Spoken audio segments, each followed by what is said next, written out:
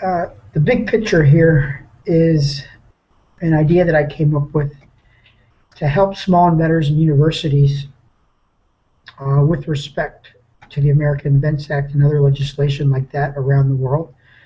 Basically, the American Invents Act basically harmonizes us with Europe, and our patent laws being harmonized with Europe, sadly, will not be advantageous towards startups, small inventors, and universities.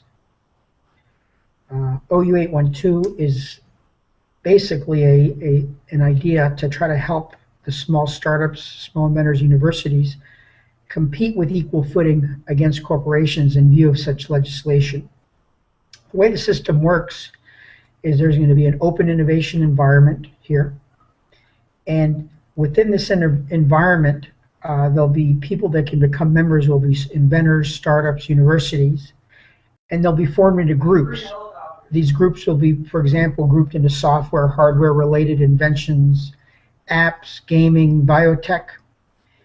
And within each one of these groups, the IP will be protected.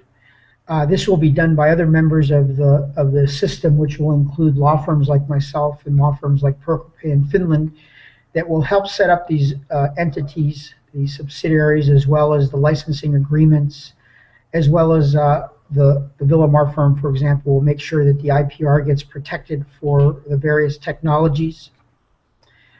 This in turn will be pooled into an open innovation shared system within these subsidiaries, and that'll be used as a licensing vehicle to larger corporations. This will lead to IPR licensing revenues as well as product sales.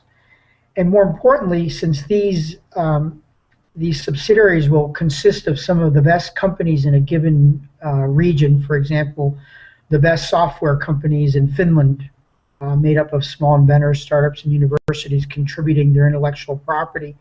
This will also be a nice vehicle for corporations to acquire some of these subsidiaries and companies, as well as to use this as a product development vehicle. Also, being part of these groups will allow these small companies to take advantage of some of the laws that are less favorable to the small companies, because in a group, once they start receiving licensing revenues, they will have the ability to protect themselves in litigations, and also in patent-related procedures. They'll be able to use those funds to take advantage of these procedures that normally they would not be able to take advantage of.